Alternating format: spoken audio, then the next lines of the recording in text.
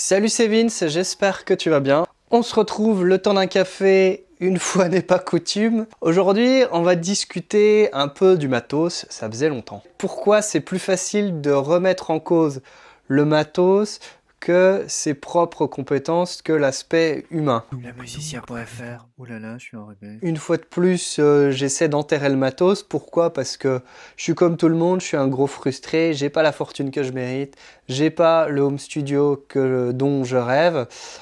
Du coup, j'essaie de faire contre mauvaise fortune bon cœur et de dépasser cette obsession du matériel qu'on a un peu tous quand on fait quand on pratique le home studio et la production musicale. Mais en fait, pourquoi on est obsédé par ce matos, et surtout pourquoi en fait on remet en cause le fait de ne pas avoir le bon matos pour produire la musique? Parce qu'en fait, il y a plein d'exemples, même dans l'industrie, de gens qui finalement percent ou réussissent, se professionnalisent, atteignent en tout cas les objectifs qu'ils se sont fixés, ou voire qui vont largement au-delà. Ils y arrivent sans avoir le studio à 100 000 $, voilà, les instruments de rêve de luthier, les ordinateurs ou les machines, etc. Tout ce qui peut nous faire rêver, tout ce que cet aspect société de consommation nous pousse un petit peu à rechercher, puisque voilà, tous les ans il y a le NAMM, tous les ans il y a des sorties de matos, voilà, des mises à jour de plugins. Et puis si tu veux, voilà, quelqu'un qui a acheté la complète Ultimate version 10 de chez Native va pas forcément avoir besoin de la complète Ultimate version 12 qui va sans doute sortir incessamment sous peu. Parce qu'il va pas y avoir un gap, si tu veux, technologique et de ressources. Et c'est pareil en fait pour quasiment tout ce qu'on possède dans notre studio. On n'a pas forcément besoin de faire des mises à jour très régulièrement, mais tout nous pousse à ça. Et toutes les discussions tournent autour de ça parce que en fait, c'est beaucoup plus facile de se détacher, soit de l'image qu'on a de nous-mêmes, et de la focaliser ça sur un truc extérieur en fait. Et c'est un peu ça si tu veux, le cœur de cette vidéo.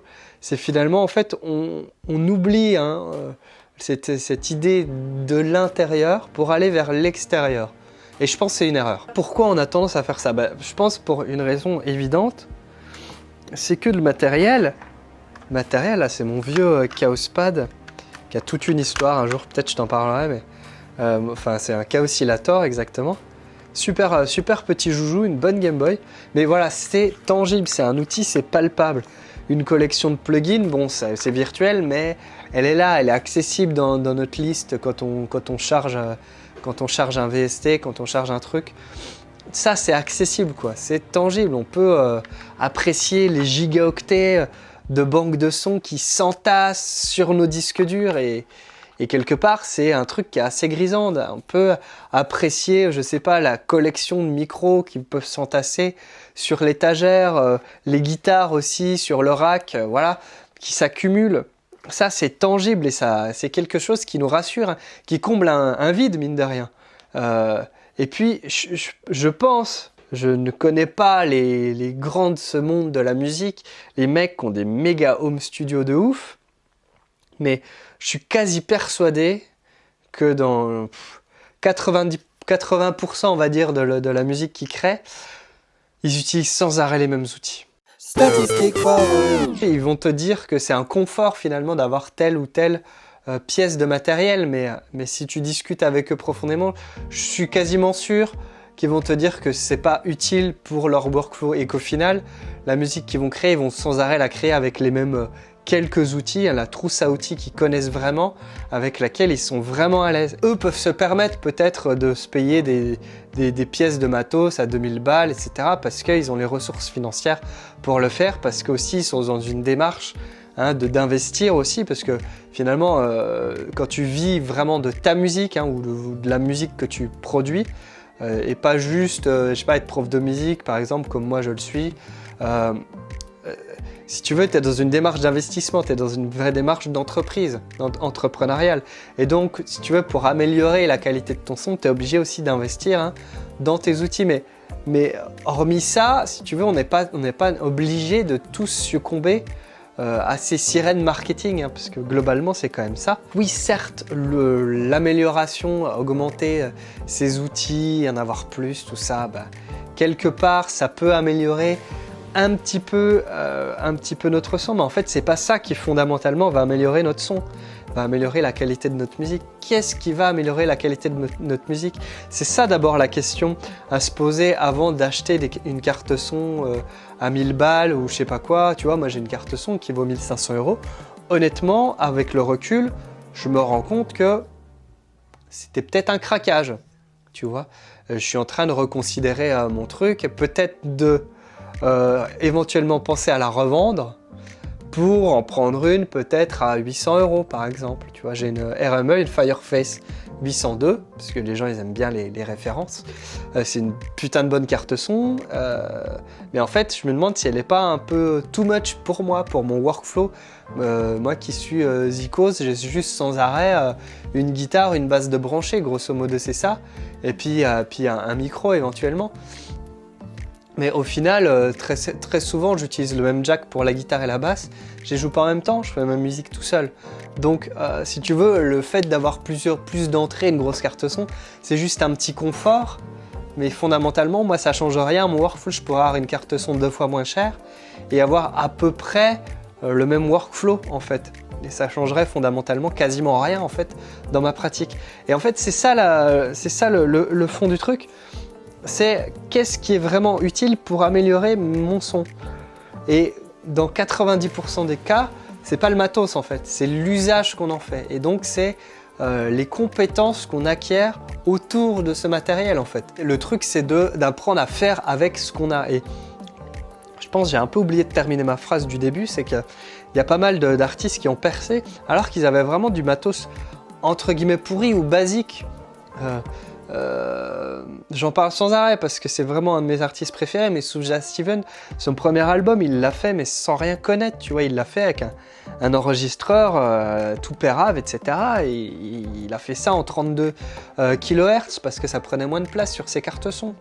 Tu vois, alors que sur les forums ou machin, sur les groupes Facebook, on est là à se pignoler, à se dire est-ce qu'il faut que j'enregistre en 88.2 ou en 192, machin. Je ne sais même plus si c'est 12 ou 16, tu vois. Parce que moi je m'en fous, je fais ça en 44.1, 24 bits, je me fais pas chier. Plus que ça, c'est pas ça qui m'intéresse, et puis j'entends pas la différence moi. Et puis 90% des gens ils n'entendent pas la différence. Et puis les gens qui écoutent ta musique, 90% des gens ils vont l'écouter comment? Ils vont l'écouter en MP3 sur des écouteurs d'iPhone. Tu vois, malheureusement, peu importe, ça nous plaise ou non, c'est la réalité, c'est ça. Et donc la finalité, c'est pas de faire plaisir aux petits pourcents de gens, d'audiophiles, sauf si toi c'est ton délire à toi, mais la plupart des gens, c'est pas leur délire à eux. Ou alors c'est un faux délire élitiste, tu vois, genre non mais moi, pour moi c'est vinyle ou rien du tout, ou je ne sais quoi, sauf que bah voilà, leur installation électrique, elle est peut-être, elle possède plein d'interférences dont ils ont même pas conscience parce que bah voilà, tout part de l'électricité hein, dans ta maison ou ton appart et c'est jamais pur, tu vois. Et il y a des Japonais qui se font installer leur propre pylône électrique juste pour pouvoir écouter leur vinyle. Mais c'est des fous. Bon, comme d'hab, dans les discussions, ça part un peu en couille, mais je pense qu'il y a un vrai fond derrière, c'est on sort de l'introspection pour aller vraiment vers l'extérieur. Et en ça, pour moi, c'est ça l'erreur. On oublie en fait qu'on peut faire de grandes choses avec des outils de base, des outils simples, avec, bah voilà, ne serait-ce pour le mixage, bah, utiliser les plugins qu'on a dans son logiciel, ça suffit, mais largement, quoi, largement. C'est pas d'avoir une simulation de compresseur qui va faire la différence, tu vois. Pour moi, les plugins de mix, pour la plupart des gens, ça sert à rien, à part pour ceux qui sont vraiment en mode à moitié ingé son et qui sont vraiment attachés à ça. Et même pour ceux-là, il y en a plein qui en reviennent et qui finalement se disent les outils que j'ai dans Live, dans Logic, ça suffit largement. et ils vont garder un ou deux petits plugins parce qu'ils aiment bien le son ou parce qu'ils ont compris comment il fonctionnait. Voilà, et parce qu'il y a deux potards à tourner et que ça marche bien. Mais honnêtement, la plupart des gens, ils n'ont pas besoin de ça. Et je pense que quand on est honnête avec sa pratique, on n'en a pas besoin. Je pense là où ça peut faire la différence, pour faire quand même une ouverture, c'est dans les instruments virtuels. Les plugins de mix et tout, pour moi, c'est du bullshit. Par contre, voilà, investir dans une belle banque de sons, par exemple de violon, machin, ça peut faire la différence sur tes productions parce que tu peux passer un cap en termes de sonorité que tu peux pas vraiment atteindre autrement qu'en investissant dans une bonne banque de sons. Malheureusement, c'est comme ça. C'est comme, voilà, à un moment pour un guitariste, tu finis par investir dans une belle guitare parce que il y a une vraie chaleur, il y a une vraie qualité de son qui est très difficile à obtenir à un moment avec une guitare bas de gamme. Voilà. À un moment, il faut lâcher 800, 1000 balles dans un instrument pour avoir quand même un beau son, un truc chouette que tu vas pouvoir exploiter en plus dans le temps, vraiment longtemps. Et donc, je pense que c'est ça. Hein. Je fais pas la guerre au matos, c'est ça que j'aimerais que tu comprennes, mais je prêche pour un usage conscient du matériel, un usage pondéré, un usage, si tu veux, réfléchi, pour se poser les bonnes questions en fait, et aller chercher à l'intérieur vraiment, voilà, ce dont j'ai vraiment besoin. Qu'est-ce qu'il me faut pour améliorer la qualité de ma musique ? Est-ce que c'est vraiment un nouvel instrument ? Est-ce que c'est vraiment un nouveau plugin ? Est-ce que c'est vraiment d'acheter un synthé ? Mais est-ce que c'est pas déjà juste comprendre comment fonctionne la synthèse sonore ? Tu vois, moi, c'est un truc que je continue d'apprendre, tu vois, parce que franchement, tu charges n'importe quel VST de n'importe quel logiciel, c'est une usine à gaz de base.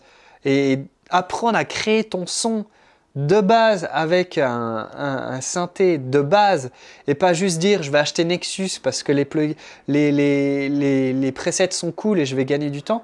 Ouais, tu vas gagner du temps, mais au final, tu vas sonner comme tout le monde aussi. Et est-ce que finalement, il n'y a pas un travail à faire avant de recherche sur soi, d'améliorer ses compétences pour justement pouvoir passer au-delà et pour pouvoir finalement être à l'aise avec n'importe quel synthé, quel que soit, voilà, que ce soit un synthé que tu achètes, un synthé hardware, un synthé gratuit virtuel, un synthé qui est déjà dans ton arsenal, dans ton logiciel, tu vois. Est-ce que c'est pas ça la clé finalement de justement pouvoir utiliser ton matériel à bon escient? Est-ce que ça vient pas déjà de soi, des compétences qu'on a, et surtout ensuite d'un questionnement à se dire ça, est-ce que j'en ai besoin pour ma musique, ou est-ce que c'est plus ça me ferait kiffer de l'avoir, mais fondamentalement ça changera pas ma vie, tu vois. Je pense que c'est ça. Et si tu prends un peu de recul et que tu regardes ce que tu as dans ton home studio et tu regardes ce que tu utilises concrètement pour faire la plupart de ta musique, je suis quasiment certain que tu vas te rendre compte que tu utilises à peu près sans arrêt les mêmes outils, les mêmes VST, les mêmes instruments, etc. Et que peut-être que finalement, en l'état, ça te suffit. Et que peut-être qu'il faut que tu essaies, toi, de pousser au maximum de ce que tu es capable de produire avec ça, avant de te dire je vais succomber à ma prochaine... parce que j'ai reçu le petit livret du catalogue Thomann, là, qu'on reçoit tous là, par la poste. Je sais plus s'ils font encore ça, ça fait un moment que je ne l'ai pas reçu, mais... et ce genre de trucs qui te font envie, ou voilà, ou toutes les pubs que tu passes, qui passent dans ta boîte mail, si jamais tu es inscrit à un développeur de plugins, voilà, ils t'envoient sans arrêt des offres parce que leur but, c'est pas que tu fasses de la bonne musique. Leur but, c'est comme tout business, c'est que tu achètes, quoi, c'est que tu sois client. Hein. Il n'y a rien de mal à ça, mais est-ce que toi, tu as besoin d'être client de ce nouveau plugin à ce moment-là ?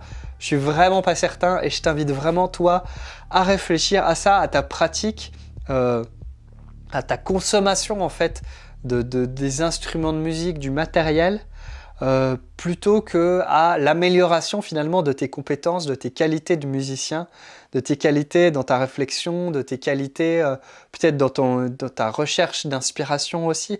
Tout ça, c'est plein de compétences humaines qui sont malheureusement intangibles, qu'on ne peut pas palper, qu'on ne peut pas accumuler sur une étagère, mais qui finalement, elles sont là dans le secret de notre cœur, hein, j'ai envie de dire. Waouh, c'est vachement lyrique ce que tu dis, Vince. Et c'est un peu ça, vraiment. finalement, c'est vraiment cette dualité entre l'extérieur et l'intérieur, hein, entre finalement, peut-être, oserais-je dire, le superficiel et ce qui compte vraiment, le profond. Voilà, je te laisse avec cette réflexion. T'en fais ce que t'en veux, moi j'ai fini mon café. Si cette vidéo t'a été utile, je t'invite à laisser le petit pouce en l'air, à me faire part toi dans les commentaires hein, de ce que tu penses de ça. Est-ce que tu es souvent un petit peu tenaillé dans cette envie d'acheter sans arrêt du matériel?